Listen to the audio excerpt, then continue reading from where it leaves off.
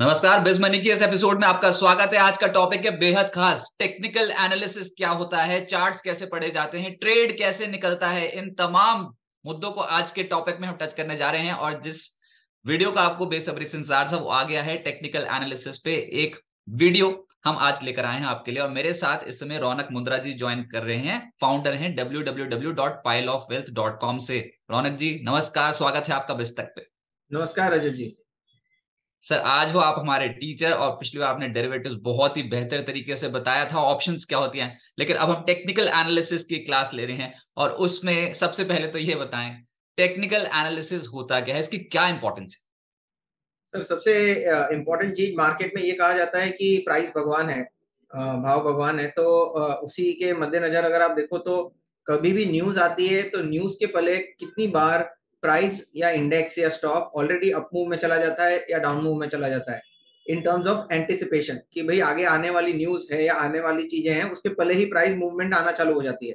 तो अगर आप प्राइस मूवमेंट को आप समझ सकते हैं तो एक अर्ली ट्रेड ही पकड़ सकते हैं कि भाई यहाँ से एक क्विक रिवर्सल आने वाला है, भाव घूमने वाला है, या तो फिर एक डाउन टर्न आने वाला है, या तो एक अप टर्न या ब्रेकआउट होने वाला है। तो इसी वजह से more less more than 200 years से लोग प्राइस मूवमेंट को ट्रैक करते हैं। और उसी प्राइस मूवमेंट को ट्रैक करने के लिए अलग अलग टूल्स बनाए जाते हैं, इंडिकेटर्स यूज किए जाते हैं, और इन सबको कंबाइन करके इसे टर्म दिया जाता है टेक्निकल एनालिसिस।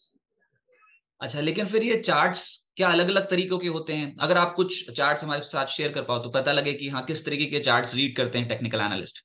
हाँ, तो काफी तरह के चार्ट्स होते हैं। मैं आपको स्क्रीन पे ले जाता हूँ। यहाँ पे आप देख सकते हैं कि ये एक चार्ट है जिसके अंदर हमने रेड और ग्रीन कैंडल्स लगाए हुए हैं। अब जब आप रेड और ग्रीन कैंडल्स लगाते हो तो सबसे इंपॉर्टेंट चीज है, इसे कैंडल स्टिक चार्ट कहा जाता है, क्योंकि ये रेड और ग्रीन कैंडल्स जो होते हैं इसलिए इसे कैंडल स्टिक चार्ट कहा जाता है। बट बहुत तरह तरह के चार्ट होते हैं, जैसे यहाँ पे देख लेते हैं। जैसे लाइन चार्ट है, एरिया चार्ट है, हैकिनाशी चार्ट है, रेंको है, कागी है, पॉइंट एंड फिगर है। बट अगर आप मतलब एक बिगिनर हो या अभी अभी कैंडल या चार्ट देखना चालू किया है, तो सबसे बेसिक चार्ट जो वर्ल्ड वाइड फॉलो किया जाता है वो है कैंडल चार्ट। तो कैंडल चार्ट है जिसमें इजीली आप समझ जाते हैं कि ठीक है, यहाँ पे ग्रीन कैंडल है तो इसका मतलब तेजी आने का संकेत है, और अगर रेड कैंडल है तो इसका मतलब मंदी आ सकती है। इस तरह से रेड और ग्रीन खाली दो ही कॉम्बिनेशन रहता है, तो एक आइडिया रह जाती है कि डायरेक्शन किस तरफ है, बुलिश या बाई बेरिश की तरफ। तो इसलिए कैंडल स्टिक चार्ट काफी तरह से लोग यूज करते हैं। तो ग्रीन कैंडल तब बनती है जब पिछली क्लोज के ऊपर क्लोज कर रहा हो आज का भाव, या फिर रेड कैंडल तब बनती है जब पिछले क्लोज के नीचे बंद कर रहा हो आज का भाव। तो सर ये टाइम फ्रेम अलग अलग होते हैं कि अगर मेरे को डेली पे ट्रेड करना है तो उसके लिए अलग चार्ट देखना होगा, 1 घंटे पे करना है तो उसके लिए अलग, 15 मिनट पे करना है तो उसके लिए अलग। तो होता यह है कि अलग अलग तरह की ट्रेडिंग होती है। एक होता है इंट्राडे ट्रेडिंग, मतलब मैं सुबह 9:15 से लेके 3:30 जब मार्केट चालू रहता है उसी में मैं बाय और सेल करूंगा और अपनी पोजीशन जीरो कर दूंगा। तो वो लोग जो होते हैं वो स्मॉलर टाइम फ्रेम पे ट्रेड करना चाहते हैं। तो उनके लिए कहा जाता है कि 5 मिनट, 15 मिनट। तो अगर मैं यहाँ पे आज का मार्केट भी अगर देख लेते हैं निफ्टी का, 5 मिनट पे तो निफ्टी ने एक गैप डाउन खुला और उसके बाद वन वे ऊपर चला गया। उसके बाद आप देख सकते हो कि शार्प सेलिंग आते हुए वो वन वे नीचे आ रहा है। तो एक शॉर्ट पीरियड में अगर मूवमेंट देखनी है कि अप मूव आया है, डाउन मूव आया है, रिवर्सल आया है, तो उसे पकड़ने के लिए आपको एक छोटा टाइम फ्रेम यूज करना पड़ता है। इसलिए 5 मिनट और 15 मिनट ये काफी इंपॉर्टेंट टाइम फ्रेम रहता है फॉर इंट्राडे ट्रेडिंग। बट जैसे ही आप अगर बोलते हो नहीं नहीं मुझे इंट्राडे नहीं करना है, एक होता है पोजिशनल या स्विंग ट्रेडिंग, जिसमें हम पोजीशन लेते हैं और 1 दिन, 2 दिन, 3 दिन होल्ड करके रखते हैं, उसे ही हम स्विंग और पोजिशनल ट्रेडिंग कहते हैं। तो उसके लिए टाइम फ्रेम बड़ा होना चाहिए, क्योंकि जब आपकी holding power is more than a day, मतलब आप 2 दिन, 3 दिन रखना चाह रहे हो और एक ही दिन में बाय सेल नहीं करना चाह रहे हो, तो आप 1 आवर या मोर देन 1 आवर की टाइम फ्रेम यूज करेंगे। तो अगर आप इंट्राडे कर रहे हो तो 1 आवर से नीचे की टाइम फ्रेम यूज करेंगे, जैसे 5 और 15 मिनट, 1 आवर। और अगर आप पोजिशनल और स्विंग ट्रेड कर रहे हो तो 3 आवर टाइम फ्रेम आप यूज करेंगे, और आप डेली टाइम फ्रेम यूज करेंगे। और अगर आपका व्यू 2 महीना, 3 महीना है तो आप एक अलग फॉर्मेट है वीकली टाइम फ्रेम, इसे भी आप यूज कर सकते हैं। तो इस वजह से टाइम फ्रेम बहुत ही इंपॉर्टेंट होता है कि हमारा टाइम फ्रेम क्या है, ये स्टॉक के लिए या इंडेक्स ट्रेड के लिए, इंट्राडे या पोजिशनल, और उस वजह से आपको अलग अलग टाइम फ्रेम चूज करने पड़ते हैं। तो फिर यानी तूफानी ट्रेडिंग करनी है, यानी कि बहुत स्पीड से ट्रेडिंग करनी है तो वो आपको इंट्राडे ट्रेडिंग करनी पड़ती है। ठहराव वाली ट्रेडिंग अगर करनी है तो पोजिशनल आर्ली चार्ट्स पे, डेली चार्ट्स पे और ऊपर से वीकली चार्ट्स पे भी देख कर वो होती है। अच्छा सर, ये जो मेरे को दो चीजें समझ में आ रही है, एक तो ऊपर प्राइस दिखाई दे रहा है और नीचे टाइम बता रहा है ये, इसका क्या सिग्निफिकेंस है एक्स एक्सिस और वाई एक्सिस का? हाँ, तो यहाँ पे एक बार ये भी हटा देता हूँ। तो यहाँ पे ये है कि ऊपर जो आपको दिख रहा है ये तो आपको प्राइस दिख रहा है कि निफ्टी कहाँ पे अप या डाउन है। मतलब जैसे आज आप देख सकते हो कि निफ्टी समवेयर अराउंड 18,300 पे ट्रेड कर रहा है और हाई उसने 18,800 का मारा हुआ है। तो इससे आपको प्राइस मूवमेंट पता चलता है। और नीचे आप देखोगे दिस इज तो 3 आवर चार्ट। तो ये आज का तो नहीं, दिस इज पोजिशनल हो गया ये तो, नवंबर दिसंबर। पोजिशनल हो या इंट्राडे हो, बट एजेंडा है कि आपको मोटा मोटी हाई और लो वही दिखने वाले हैं। आप 3 आवर में जाओ या डेली में जाओ, पॉइंट ये है कि यहाँ पे सबसे हाई बनाया था निफ्टी ने, यहाँ पे लो बनाया था। अब नीचे आप देखोगे तो यहाँ पे डेट लिखे हुए हैं, तो कौन से दिन प्राइस का मूवमेंट कैसे रहा है, तो वो आपको अचानक, वो आपको आसानी से पता चल जाता है। अब अगर मैं देखूं कि मेरे को एक साल से निफ्टी का ट्रेंड देखना है, तो मैं जा सकता हूँ कि भाई ये रहा 2022।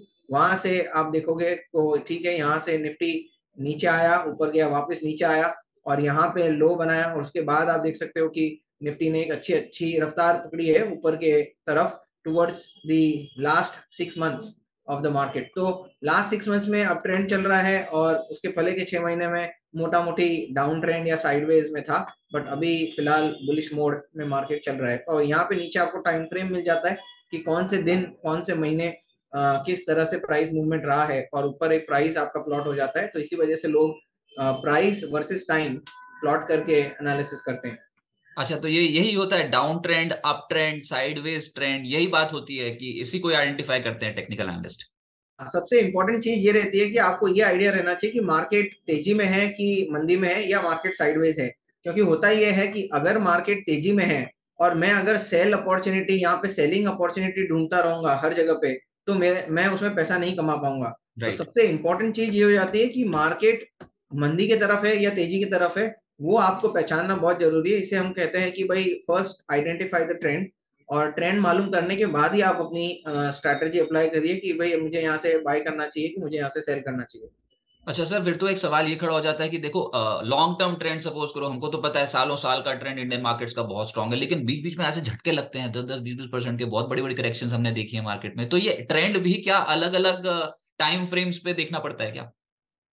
जैसे सपोज हाँ, करो पोजिशनल ट्रेंड अप है, इंट्राडे ट्रेंड, या फिर 1-2 घंटे का ट्रेंड नीचे की साइड चला गया, या फिर 1-2 दिन का ट्रेंड नीचे की साइड चला गया, तो कैसे पता लगे कौन से ट्रेंड की तरफ हमको रहना है? ये तो सबसे पहले आपको ये समझना होगा कि अगर आप इंट्राडे ट्रेडिंग कर रहे हो तो आपको, जैसे मैंने आपको बताया कि स्मॉलर टाइम फ्रेम, जैसे 15 मिनट का टाइम फ्रेम है, तो वहां पे, या 5 मिनट का टाइम फ्रेम है, वहां पे जाके आपको ढूंढना होगा कि भाई ये मार्केट कहाँ तक जा सकता है। तो अब यहाँ पे आप देखोगे, जो मैंने चार्ट फिलहाल खोल रखा है, तो ये 15 मिनट का टाइम फ्रेम है। इसका मतलब मैं इंट्राडे ट्रेडिंग करना चाह रहा हूँ।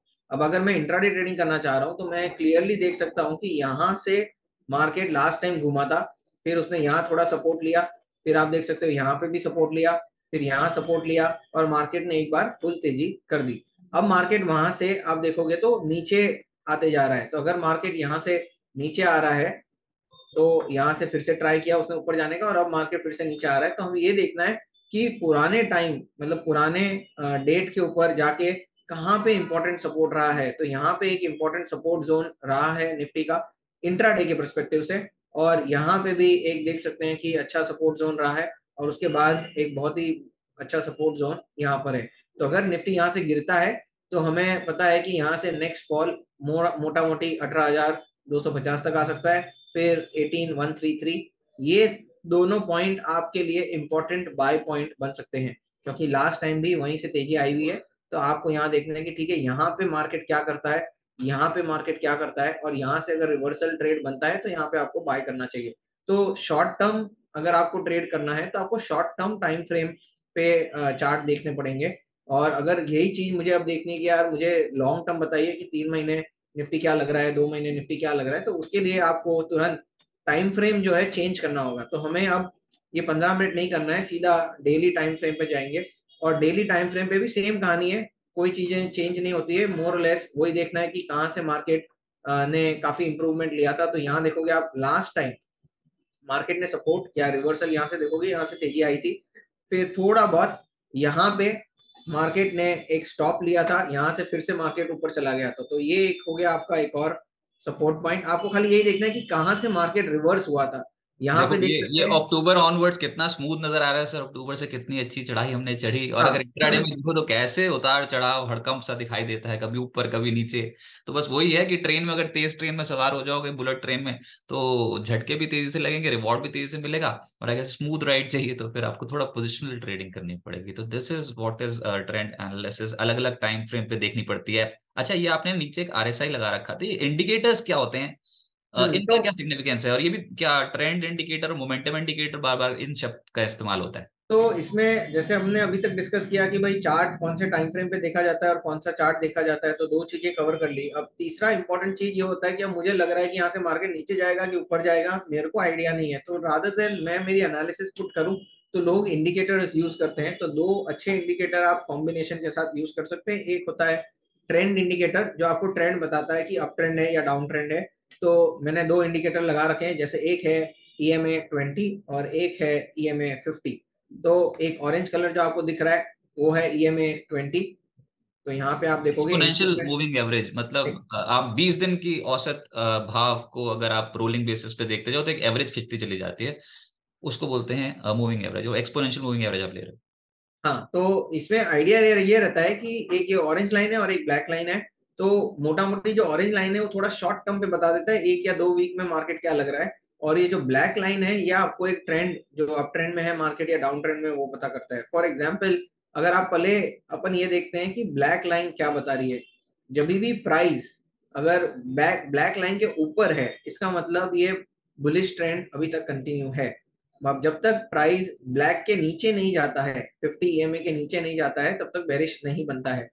तो यहाँ पे एक चीज बोली जा सकती थी कि ठीक है, यहाँ से जब जब प्राइस इसके नीचे रहा है तो डाउन ट्रेंड अभी तक कंटिन्यू है। जैसे ही वो इसके ऊपर जाने लग गया, ब्लैक के ऊपर जाने लग गया, तो एक बुल ट्रेंड आपका या बुलिशनेस चालू हो सकता है। अब यहाँ पे आप देखोगे तो कहीं नहीं जा रहा है, ब्लैक के ऊपर है मतलब बुलिश है, ऊपर और जा सकता है।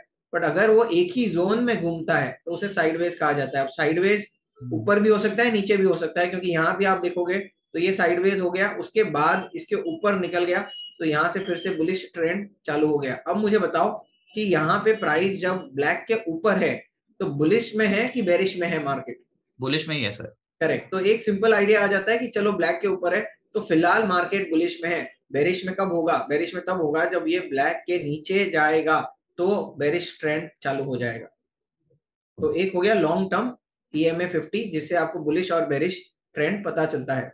अब दूसरी बात होती है, इसके बाद एक EMA हो गया जो 20 EMA। अब मैं दोनों लगा देता हूं ताकि अब दोनों को साथ में एनालाइज करते हैं। एक होता है शॉर्ट टर्म ट्रेंड, एक होता है लॉन्ग टर्म ट्रेंड। जैसे हमने बताया कि भाई ब्लैक ट्रेंड के ऊपर मार्केट है, तो इसका मतलब अभी तो बुलिश में है market. But short term trend क्या कह रहा है, तो सेम लॉजिक आपको शॉर्ट टर्म के लिए भी लगानी है। अभी आप देखोगे तो यहाँ पे जो प्राइस था ये हमेशा ऑरेंज लाइन के ऊपर रहा है, मतलब बुलिश रहा है। तो शॉर्ट टर्म में भी मार्केट ऊपर था। यहाँ पे आप देखोगे तो प्राइस अब ऑरेंज लाइन के नीचे आ गया है, तो इसका मतलब शॉर्ट टर्म में थोड़ा बेरिशनेस है, बट लॉन्ग टर्म अभी भी बुलिश है। तो यस। आपको ये दोनों कॉम्बो लगाना है कि ठीक है भाई क्या हो रहा है, बुलिश है या बेरिश है। अब एक सिंपल सवाल पूछता हूँ, यहाँ पे प्राइस नीचे गया, यहाँ पे ब्लैक के नीचे है, इसका मतलब बेरिश था। फिर ब्लैक के ऊपर गया, तो सबसे पहले क्लियर हो गया कि यहाँ से बुलिश ट्रेंड हो सकता है क्योंकि ब्लैक के ऊपर गया है। उसके साथ साथ अगर आप देखोगे, अब मैं यहाँ पे ब्लैक हटा देता हूँ, तो पहले देखते हैं कि ऑरेंज और ब्लैक। तो ब्लैक में अगर प्राइस ब्लैक के ऊपर है तो हमने डिसाइड किया है कि भाई बुलिश ट्रेंड में है मार्केट। अब मैं ब्लैक हटा देता हूँ, हमें यहाँ पे एनालिसिस करना है कि भाई बुलिश है या बेरिश है। ब्लैक के ऊपर है तो बुलिश है। अब मैं ब्लैक हटा के ऑरेंज ऑन ऑन करता हूँ, जिससे शॉर्ट टर्म ट्रेंड पता चलता है। शॉर्ट टर्म में भी मार्केट ऑरेंज के ऊपर है, इसका मतलब दोनों कॉम्बो 20 और 50, दोनों अगर प्राइस दोनों के ऊपर है तो आपका अब बुल ट्रेंड चालू हो सकता है। तो combination of short term and long term दोनों अगर बुलिश बोलते हैं तो आपके लिए एक पॉजिटिव सिग्नल मिल जाता है। सेम वे अगर दोनों नेगेटिव बोलते हैं तो आपके लिए एक नेगेटिव संकेत है कि मार्केट नीचे जा सकता है। तो एक काइंड ऑफ एनालिसिस करते अब हैं। ये ट्रेंड इंडिकेटर अगर मूविंग एवरेजेस बेसिस पे देखें, ट्रेंड आप देख रहे हो तो हमेशा लैग से ही आएगा, प्राइस पहले हो जाएगा जो भी इसको करना होगा और पीछे पीछे उसके बाद एवरेजेस बनती हैं, तो इसीलिए कहते हैं लैगिंग इफेक्ट, बाद में करेक्ट। बनती हैं एवरेजेस। तो थोड़ा पढ़ने का भी इसमें एक स्टाइल है, एक आर्ट है। ऐसा नहीं कि हमेशा एवरेजेस को देख के डिसीजन ले लिया जाएगा। पर हाँ ये समझ में आ रहा है कि क्रॉसओवर जब पॉजिटिव साइड पे जाते हैं, छोटा अवधि का जो एवरेज है वो लंबी अवधि से ऊपर रहता है, तो तेजी के संकेत ज्यादा दिखाई देते हैं। और जब ये क्रॉसओवर्स नेगेटिव साइड पे हो जाते हैं, यानी कि 20 दिन 50 दिन के नीचे निकल जाता है, तो मंदी के संकेत ज्यादा निकल के आते हैं। लेकिन पढ़ने का स्टाइल है, हर टेक्निकल एनालिसिस इस पे महारत हासिल करता है। अच्छा, फिर ये मोमेंटम कैसे देखें सर? कैसे रफ्तार के साथ गाड़ी आगे जाएगी, वो कैसे पता लगेगा? हाँ, तो सबसे इम्पोर्टेंट चीज ये होती है, जैसे आपने बताया कि भाई ईएमए देख के या खाली ट्रेंड अब बुलिश लग रहा है और यहाँ पे मैं सिर्फ बाय करके बैठ जाऊं, वैसा नहीं चलता है। तो उसी लिए हम एक और इंडिकेटर ऐड करते हैं। तो एक हो गया ट्रेंड, जिसमें शॉर्ट और लॉन्ग टर्म ट्रेंड समझ में आता है। उसके साथ एक मोमेंटम इंडिकेटर होता है, जो बहुत तरह तरह के होते हैं, बट मोरलेस यहाँ पे मैंने एक आरएसआई लगा रखा है जो सिंपल टू यूज है, और एक आइडिया भी आ जाता है कि भाई क्या चल रहा है मार्केट में। तो मोमेंटम इंडिकेटर आरएसआई में दो वैल्यू होती है, वो 70 और 30। जब भी आरएसआई की वैल्यू अगर 30 के जोन में जाती है, मतलब नीचे की तरफ जाती है, तो आप यहाँ पे सोच सकते हैं कि यहाँ से रिवर्सल आने के चांस बढ़ जाते हैं। सेम वे अगर सेम आरएसआई की वैल्यू 70 के ऊपर चली जाती है, जैसे रेड लाइन की तरफ जाती है, इसका मतलब यहाँ पे सेलिंग प्रेशर आ सकता है, यहाँ पे सेलिंग प्रेशर आ सकता है। तो इससे फायदा ये है कि जब मैं यहाँ पे देख रहा हूँ कि प्राइस ऑरेंज और ब्लैक लाइन के ऊपर है, इसका मतलब बुल ट्रेंड चालू है। तो हमें तो ये लगता है भाई भाई राइज ऑन डिप है, तो बाय करते जाओ करते जाओ करते जाओ। तो यहाँ तक मार्केट आपके साथ था, यहाँ तक आपके साथ था, उसके बाद क्या हुआ, अचानक से मार्केट ने एक फॉल दे दिया। तो ऐसा क्यों हो गया? क्योंकि यहाँ पे आप देखोगे एक सैचुरेशन पॉइंट आ जाता है। जब भी तेजी आपको लग रही है, बहुत अच्छी बात है, तेजी के साथ साथ आप आरएसआई भी चेक करिए।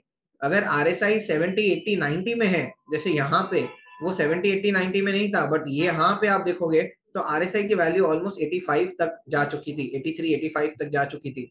तो जब भी आरएसआई बहुत हायर जोन तक चला जाता है, वहां से रिवर्सल आने के संकेत बहुत बढ़ जाते हैं।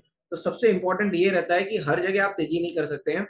जैसे ही आपने ट्रेंड में समझ लिया तेजी करनी है, तेजी करने के साथ साथ आप आरएसआई ऐड करिए।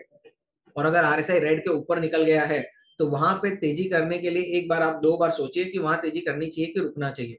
और जैसे ही आप देखोगे आज इस बार भी मार्केट जब यहाँ से नया हाई मारा, जब भी मार्केट ने, और ट्रेंड भी ऑब्वियसली पॉजिटिव था, बिकॉज वो ऑरेंज के ऊपर है ब्लैक के ऊपर है, तो हमारे हिसाब से तो बुल ट्रेंड चल रहा है, तो बाय करते रहिए।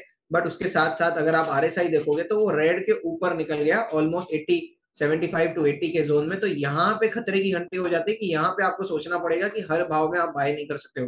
तो जब भी प्राइस जब ऊपर जाता है और 70 के जोन में चला जाता है, तब आपको देखना है कि प्राइस अगर दोनों ईएमए से दूर है, वापस बोलता हूं, प्राइस अगर दोनों ईएमए से ज्यादा दूर चला गया है और आरएसआई 70 प्लस चला गया है, तो एक रिवर्सल आ सकता है, उसके चांस बहुत ज्यादा होते हैं। सेम वे यहाँ पे भी देखते हैं, प्राइस को आप देखिए, दोनों ईएमए को देखिए, प्राइस ईएमए से बहुत दूर है, दोनों ईएमए से बहुत दूर है, उसके साथ साथ आरएसआई 70 के ऊपर चला गया है, तो यहाँ से रिवर्सल आने के चांसेस बहुत बढ़ जाते हैं। तो सेम वे अगर सेम लॉजिक में उल्टे डायरेक्शन में लगाऊं, यहाँ से मार्केट गिर रहा था, यहाँ से मार्केट गिर रहा था, यहाँ पे आप देखिए तो प्राइस 30 पे पहुंच गया आरएसआई, प्राइस भी नीचे है, प्राइस दोनों ईएमए से दूर है। तो नीचे के तरफ भी अगर प्राइस दोनों ईएमए से काफी दूर है, प्लस आरएसआई 30 के यहाँ पे पहुंच गया है, तो यहाँ पे आप सेलिंग नहीं कर सकते हैं, यहाँ से रिवर्सल आने के चांसेस बहुत ज्यादा हैं। तो आपको आरएसआई एक चीज में हेल्प कर देता है। लोग क्या करते हैं कि मार्केट 4 दिन से गिरता है और वो यहाँ जाके सेल करते हैं। जब आप यहाँ जाके सेल करते हो तो एक शार्प रिवर्सल आता है और आपका स्टॉप लॉस हो जाता है। तो इस वजह से जब भी आपको बुलिशनेस या बेरिशनेस करना है, आपको बेरिश या बुलिश होना है, उसके साथ एक आरएसआई लगा दीजिए। कि अब आप मुझे बताइए, अगर एक सवाल आपको मैं इजीली पूछूं, यहाँ पे मुझे तेजी करनी चाहिए कि नहीं करनी चाहिए? ये एवरेजेस से दूर चला गया है भाव सर, तो फिर थोड़ा कॉशियस हो जाना चाहिए। लेकिन अभी ओके, आरएसआई बहुत ओवरबॉट जोन में नहीं गया है, तो पर कॉशियस तो रहना चाहिए। करेक्ट। तो इससे एक आइडिया होगा कि ये तो दोनों से ऊपर है तो बाय करना चाहिए, बुलिश ट्रेंड में है, बट वो बहुत दूर है दोनों ईएमए से, उसके साथ साथ आरएसआई भी 70 की तरफ है। तो यहाँ पे एक बार मैं सोचूंगा कि बाय करूं या नहीं करूं। तो इस तरह से जब आप देखोगे कि ईएमए ट्रेंड बुलिश दिखा रहा है, बट बुलिश का मतलब ये नहीं है आप कोई भी रेट में जाके आप इसको बाय कर लोगे। सेम चीज क्विकली एक बार बैंक निफ्टी में लगाते हैं, क्योंकि बैंक निफ्टी ज्यादा वोलेटाइल रहता है। तो उससे एक आइडिया आ जाएगा कि ये जो हम सोच बना रहे हैं अपनी, वो सही है कि गलत है। अब आप यहाँ पे ट्रेंड अप ट्रेंड की तरफ है, उसमें कोई डाउट नहीं है, बैंक्स ने बहुत अच्छे रिजल्ट दिए हैं और आने वाले क्वार्टर भी बहुत अच्छे हैं। तो अब ये जो है प्राइस ऑलमोस्ट दोनों ईएमए से ऊपर है, बहुत दूर नहीं है बट एटलीस्ट ऊपर है, तो बुलिश ट्रेंड इंडिकेट कर रहा है कि बुलिश में है मार्केट। बट उसके साथ साथ अगर मैं आरएसआई देखता हूँ, तो आरएसआई यहाँ पे ऑलमोस्ट 75 है, तो एक बार 70 पे एक लाइन बना दी जाए। तो यहाँ पे 70 की लाइन मैंने बना दी। अब आरएसआई आपको यहाँ पे क्या कर रहा है, यहाँ पे बाय करना चाहिए था क्या? थोड़ा मूव बहुत हायर साइड पे हो गया, एकदम से खिंच गया, लेकिन हाँ ट्रेंड इंटैक्ट है। आरएसआई थोड़ा ओवरबॉट टेरिटरी में जाता हुआ नजर आया था एक बार। तो मैं कॉशियस। यही बोल रहा हूँ कि यहाँ पे आप बाय मत करिए। आपको ये करना है कि जैसे ही मार्केट यहाँ से रिवर्स हो रहा है, ये ईएमए के पास आ रहा है, दोनों ईएमए से, यहाँ से आप बाय के लिए देखिए। और क्योंकि फिर आरएसआई भी नीचे आ जाता है, और अगर और नीचे आ गया 30 की तरफ, तो और भी पॉजिटिव अपॉर्चुनिटी है कि यहाँ से आप बाइंग के लिए ढूंढ सकते हो। राइट, मैं अपने व्यूअर्स को बताना चाहूंगा कि अलग अलग स्ट्रैटेजीज होती हैं जिसको टेक्निकल एनालिस्ट फॉलो करते हैं। हम ऐसी स्ट्रैटेजीज, एक्साइटिंग स्ट्रैटेजीज आपके साथ शेयर करते रहेंगे, लेकिन आज का ये वीडियो बहुत ब्रीफ, हम एक बताने की कोशिश कर रहे हैं कि क्या कुछ देखा जाता है टेक्निकल एनालिसिस में। इसमें ट्रेंड लाइंस ड्रॉ होती हैं पता चलाने के लिए ट्रेंड, जैसे कि अभी आपने मूविंग एवरेजेस देखा है, ऐसे ही ट्रेंड लाइंस भी होती हैं। लेकिन सर एक सवाल, अगर आप निफ्टी का चार्ट अभी लास्ट में हमें बता दें कि निफ्टी के चार्ट में ना बहुत एक कभी कभी छोटी कैंडल्स दिखाई दे रही थी, कभी कभी बहुत बड़ी बड़ी कैंडल्स दिखाई दे रही थी। इन कैंडल्स का भी कुछ सिग्निफिकेंस होता है क्या, और यहाँ से कुछ पता लग सकता है कि ब्रेकआउट आया या फिर कुछ रिवर्सल आया? ये ब्रेकआउट और रिवर्सल बहुत बड़े बड़े शब्द लगते हैं, लेकिन आसान भाषा में इसको समझाया कैसे जाता है कैंडल्स के थ्रू? तो सबसे इम्पोर्टेंट चीज ये है कि जैसे भी आप ये सारे कैंडल्स देखते हो, अभी यहाँ पे प्रॉब्लम ये है कि आप कंफ्यूज हो जाओगे, यार इस तरह की कलर तो ग्रीन और रेड है, but size of candle very करता है। जैसे यहाँ पे एक क्विक एग्जांपल लेते हैं, यहाँ पे ग्रीन कैंडल है, ये बड़ी कैंडल है, बट इसकी कैंडल की साइज देखोगे ये इससे भी छोटी है, ये वाली इससे भी छोटी है, ये वाली इससे भी छोटी है। तो प्रॉब्लम ये हो जाता है कि अगर जो कैंडल की साइज है, अगर वो साइज बड़ी होती है, तो आपकी स्ट्रेंथ जो है अपसाइड में बहुत ज्यादा है। अगर रेड हो या ग्रीन हो, बट अगर कैंडल की साइज बड़ी होती है, जैसे यहाँ पे इतनी बड़ी कैंडल है, तो इसका मतलब बुलिशनेस बहुत ही ज्यादा है, स्ट्रेंथ है, जिसे कहा जाता है कि बहुत पावरफुल बाइंग आई है। सेम वे यहाँ देखो तो रेड कैंडल बहुत ही बड़ी आई है, रेड कैंडल बहुत ही बड़ी आई है, उसमें ये क्लियर हो जाता है कि सेलिंग प्रेशर बहुत ही ज्यादा है। तो आपको ये भी देखना होता है, कैंडल का कलर तो इंपॉर्टेंट है, कलर के साथ साथ साइज ऑफ द कैंडल वो बहुत मायने रखता है। अगर साइज ऑफ द कैंडल बड़ा है, ओके, तो उसके हिसाब से आपका ट्रेंड डिसाइड हो सकता है कि अप ट्रेंड में जाना है कि बेरिश ट्रेंड में जाना है। यहाँ पे आप देख सकते हैं जिस हिसाब से सेलिंग आई है वन वे, तो शॉर्ट टर्म में एक वीक में ही मार्केट वन वे डाउन आ गया, क्योंकि रेड कैंडल्स ज्यादा बड़ी बनती गई, उस वजह से एक डाउन साइड प्रेशर आ जाता है। सेम वे अगर ग्रीन कैंडल, यहाँ पे आप देखोगे एक ग्रीन कैंडल बनी, यहाँ पे ग्रीन बनी, यहाँ पे ग्रीन बनी, तो इससे एक बुलिश ट्रेंड आपका एस्टेब्लिश हो जाता है, क्योंकि स्ट्रॉन्ग ग्रीन कैंडल्स बन रही है। तो साइज ऑफ कैंडल भी मैटर करता है। बड़ी कैंडल, ग्रीन बड़ी कैंडल या रेड बड़ी कैंडल पे आप फोकस करिए, ताकि आपको एक आइडिया लगे कि यहाँ पे strength of bullishness and bearishness bearishness intact है या नहीं है। राइट, तो ये हमने एक ब्रीफ वीडियो आपके सामने पेश किया बेस मनी में, जिसमें हमने बताने की कोशिश की है कि टेक्निकल एनालिसिस में टेक्निकल एनालिस्ट आखिरकार चार्ट्स में देखते क्या हैं। ऐसे ही और एक्साइटिंग वीडियोस आपके साथ और भी शेयर करते रहेंगे। फिलहाल इस शो से इतना ही। रौनक जी बहुत बहुत शुक्रिया आपका हमारे साथ जुड़ने के लिए और अपना प्रेशियस समय हमें देने के लिए। बहुत बहुत शुक्रिया। Thank you Rajat ji.